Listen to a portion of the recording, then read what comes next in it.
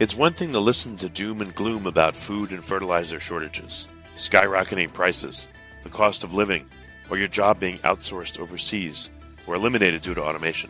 It's quite another thing to hear practical, immediately actionable advice from experts who can help you reduce the fear, anxiety, and burden of these problems. Tune in now to the Surviving Hard Times podcast from the Finding Genius Foundation with Richard Jacobs.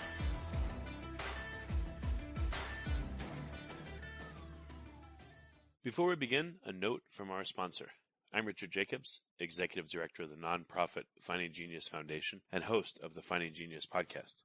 In late 2016, I was rear-ended at 65 miles an hour by a truck on the highway, which sent me off-road into a ditch. The impact of the collision gave me a concussion and other injuries. At the hospital, a CT scan showed that I had thyroid nodules, which turned out to be cancer.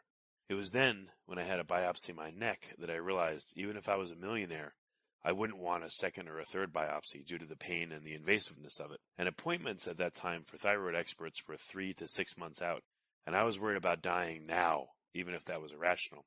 So because of this, I've decided to raise money to conduct a literature review on steroids, on the causes of anxiety and depression, a condition that affects well over 50 million people in the United States and hundreds of millions worldwide.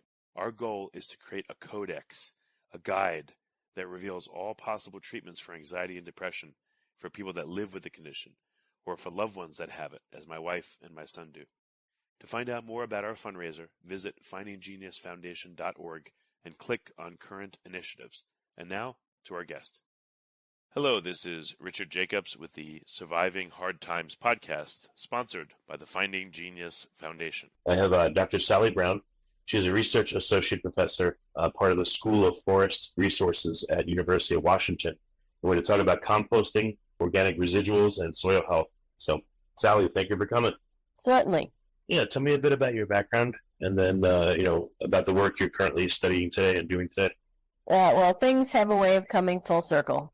So, I was born and raised in New York City and grew up in Queens, and with a house and a garden that I never paid any attention to, and worked as a chef in New York after college, and decided that it was silly that you couldn't get locally grown produce. This was in the mid-'80s, so a long time ago, before a lot of terminology that's now common was like locavore and peri-urban agriculture, and those terms weren't in existence. I started a wholesale produce business, bringing stuff from farms to restaurants and stores in New York, and from there decided to go to graduate school to figure out how the resources that cities make could be used to enrich farmland.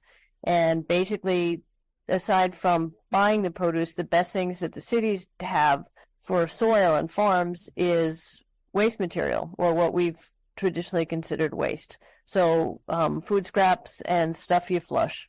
Okay, and you're using that food waste to make what? Compost, or what do you do with it? Yeah, so food waste, there's a number of things that you can do with food waste. Compost is the easy and obvious thing. So anyway, to get to the second part of your original question, what I do now, I work a lot with how to best use these waste materials from cities, the benefits associated with using them as a soil amendment, and more now I work with how to build up agriculture in cities, or community gardens, urban ag, how to get people to get their hands dirty. Well, if you can, maybe we could focus on compost. How much of an input is that for most of the small farmers and gardeners that you see, and how much compost can someone generate, let's say, from their own waste to offset their use of exogenous fertilizers? So you yourself, not enough. You make about 30 pounds of biosolids, which is the stuff from wastewater treatment, and you probably generate 100 to 150 kilograms of food scraps, and that turns into maybe 30 kilograms wet compost. So it's really nice that not everybody gardens and that we have other kinds of waste to use. But the fact that you can turn this material into soil amendments and it works generally so well, the fact that it's not all being used, to me, is a problem. What do you mean? So if someone's conscientious, makes their own compost, what percentage of their the things they want to grow, let's say, could they theoretically do with just their own self-generated compost? So we have a garden, and we have a number of raised beds, and they're probably, say, 4 by 1 meter, 4 by 2 meters, and you could grow enough potatoes for a year with the compost you make, is one way to say it. So not nearly enough food, but some. Well, if I'm just a vegetable gardener, can you express it in terms of like the percentage of fertilizer I would need if I'm growing, I don't know, a certain amount of vegetables? Let's say, I don't know how to calculate this, but okay. Is there a way to give another type of estimate? Yeah, this may be too nerdy for you, but so there have been studies out on how much nitrogen a person needs. There was just a study at how much nitrogen somebody living in Baltimore uses in a year. And for crops, non-meat, non-dairy, I believe it's between 6 and 10 pounds of, and I'm sorry, I'm switching between standard and U.S. units, but 6 and 10 pounds, I believe, of nitrogen per person per year to grow everything but meat and dairy. And your food waste and your poop and pee all together make more than enough to do that if it's all collected. Your food scraps. In terms of nitrogen, you can do it, but what about phosphorus and potassium? Phosphorus, you can do it as well. Phosphorus, you need about 4 pounds for non-meat, non-dairy. Potassium, I have no number off the top of my head. But for N and P, pretty close. But the portion of that that's in the food scraps is not very high. Most of it goes into wastewater.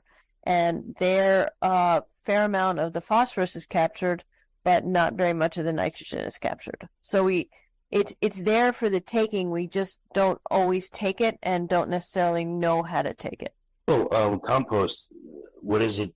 Does it have just the right amount of the 3 macronutrients for fertilizer, or depending on how you do the compost, will it be deficient in one or another?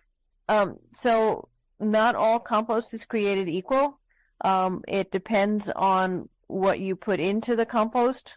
Your feedstocks and the carbon to nitrogen ratio. So a whole lot of greens into the pile, meaning wetter, nutrient-rich material, as opposed to straw, woody material, cardboard. Then you get a more nutrient-rich compost. But if you don't do that and you actually put more browns in, then you can get a compost that really isn't all that rich and doesn't supply all that plants need. Okay. How much of your job is teaching versus just doing your own experimentation and research? So I do very little teaching in a college classroom. I teach mostly to people that work, professionals. So I guess it's more extension. Okay, but in your teaching, do you teach how to create compost, or what are the main subjects that you teach? What do I teach? I teach basics of soil. I teach basics of fertilization, nitrogen and fertilizer on a global scale, on a local scale, and how to test soils for it. I teach about green stormwater infrastructure. I teach about growing things in urban areas and contaminants in urban soils. Yeah, let's talk about the growing in urban areas. What are some of the challenges that gardeners will face? Some of the unique pollutants or contaminants or pests. What do they need to overcome? So in an urban soil, one of your biggest concerns is some of the soil, if it's been in a lawn and been well tended, or a garden that's been well tended, it's going to be a great soil and you'll have nothing but success growing in it. If it's a derelict lot and something that's been ignored for a long period of time, very often one of your biggest obstacles is going to be all the garbage that's in the soil. Broken glass, broken bottles, plastic, pieces of metal. So there's a real physical hazard to gardening or trying to garden in these soils. Another big deal is these ignored soils are typically not very conducive to growing things. Only a very vigorous and competitive weed is going to make it through. So what you need to do is improve the soil, both the fertility and the tilth of the soil, and that's where organic matter comes in. Another big concern with soils in urban areas is very often they can have other contaminants that you can't see, but that can be a concern. The biggest one is lead, and that's from people driving cars in cities for decades. Lead is pretty ubiquitous in urban soils, and the biggest hazard associated with lead in a soil is for a kid who wants to play in the dirt and ends up eating ice cream after they play and not washing their hands first. In other words, eating soil, direct ingestion of soil. And when you add compost to a soil, one of the benefits of that is that the lead that's in the soil gets diluted, and so it's less hazard. It's also, the soil starts growing things really well, so that it's harder for a kid that wants to play in the dirt to get access to it. Digging through a lot of grass can make a kid want to lose interest and do something else. And finally, there's some work that suggests that depending on the compost, you can reduce how hazardous the lead in the soil is. So even if a kid did eat the dirt, there's a very good chance that no harm, none of it would be absorbed. All right, well, if I had an urban spot I wanted to plant in, what should I do? Should I first get the soil tested? Is that even reasonable? And so if I can't get it tested, can I do things to improve it? Or is it too dangerous to use if it's unknown? No, it's not too dangerous to use. And what's really hard with urban soils is, depending on where you look, you'll get different guidance about what's safe and what's not safe. So for lead, for example, EPA says if it's an area where a kid might play, 400 parts per million lead is your upper limit. You don't want to go higher than that. California said, no, we can do better than that. We're going to set our limit at 80 parts per million.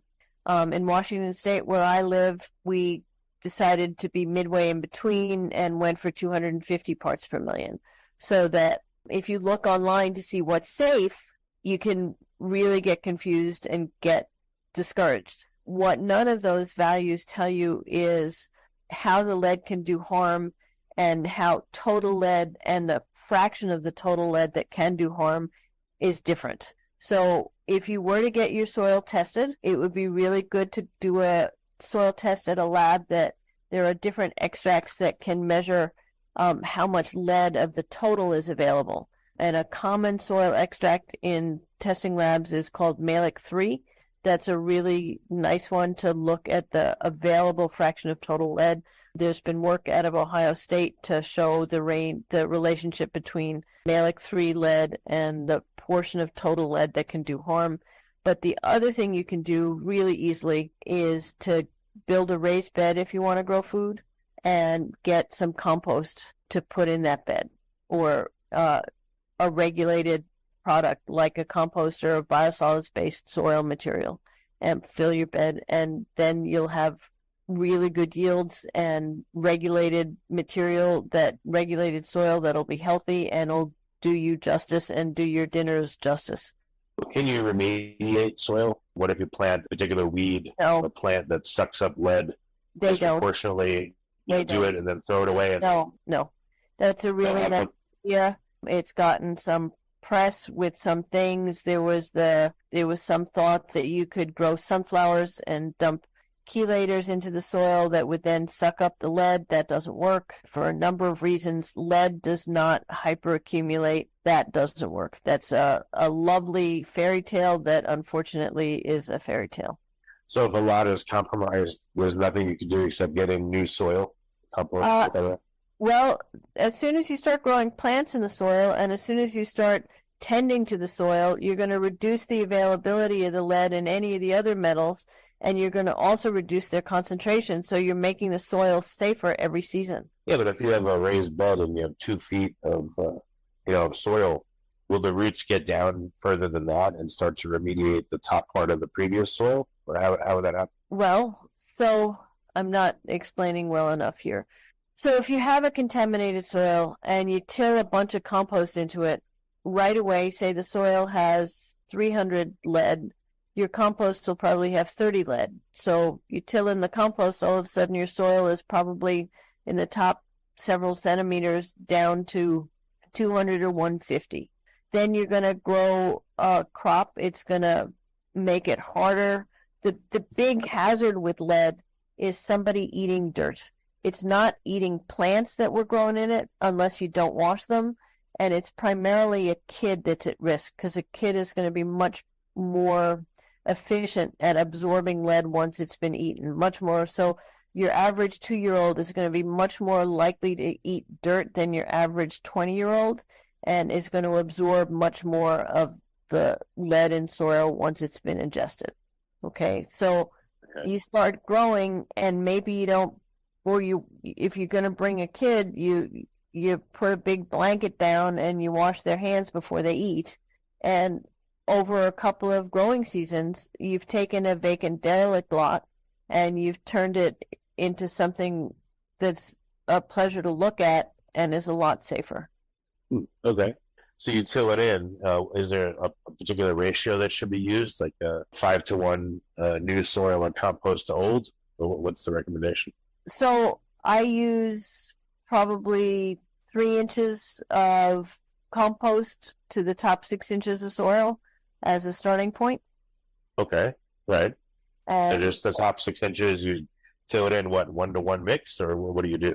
so the deal is, if you've ever tilled soil, it's not always an easy thing to do, and you don't always do it completely or end up with a very heterogeneous or a very homogeneous mix.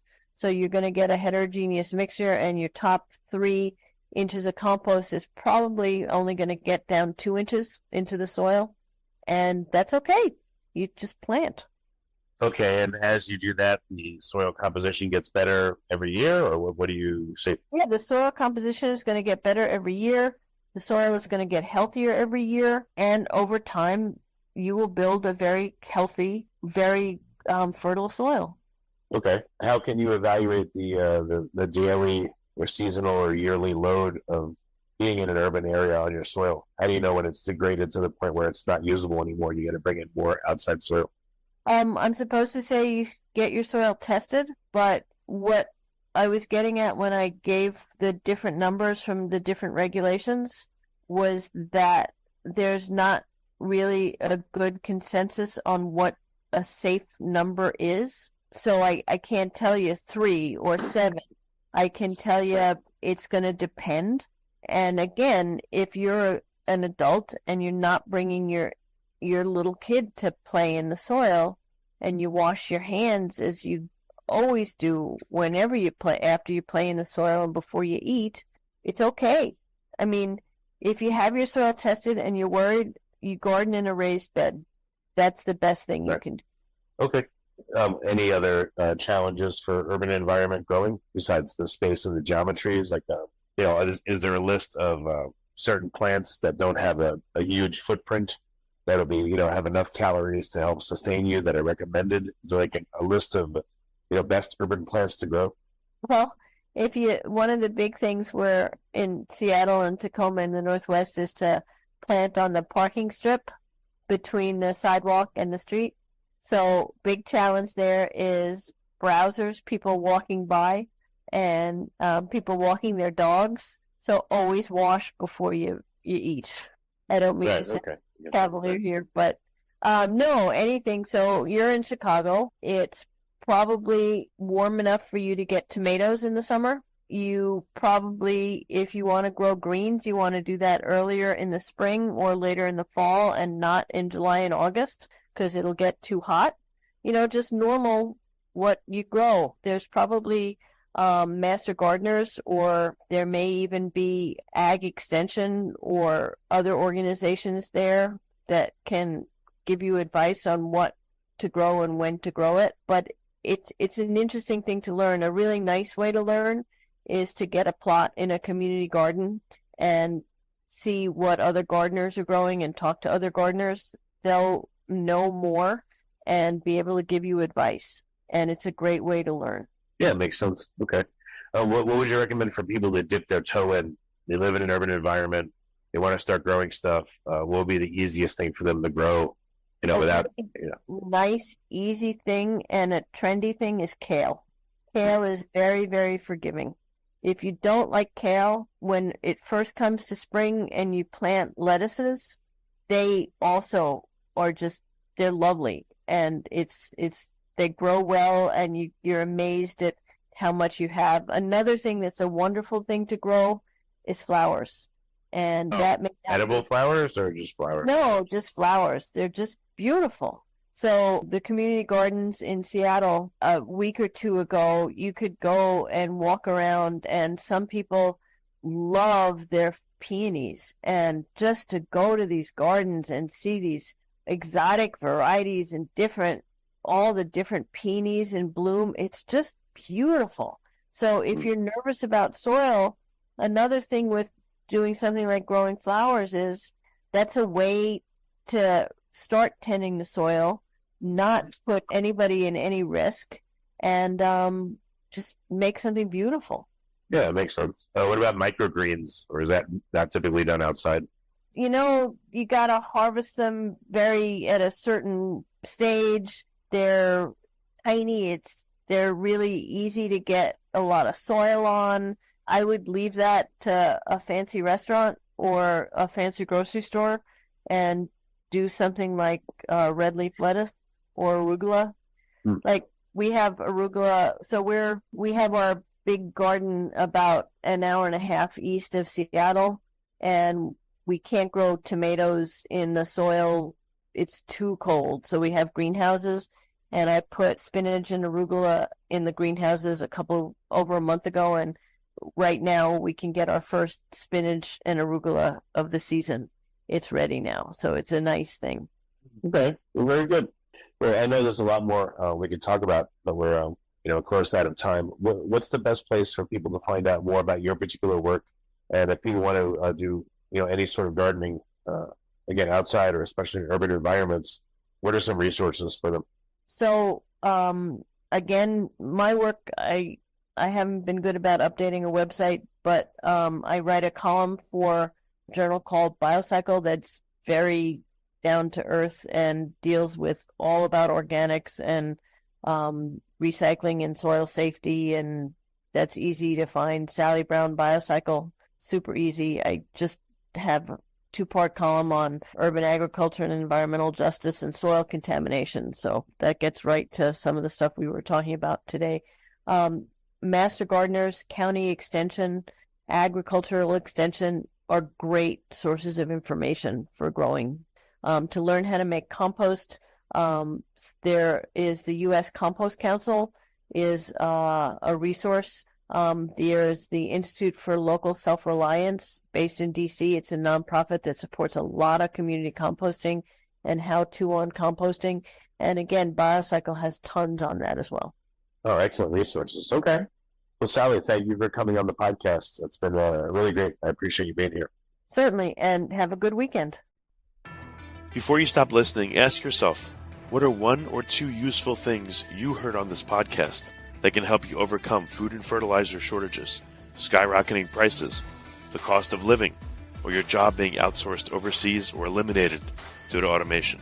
Please like and subscribe and tell your friends and family about their Surviving Hard Times podcast.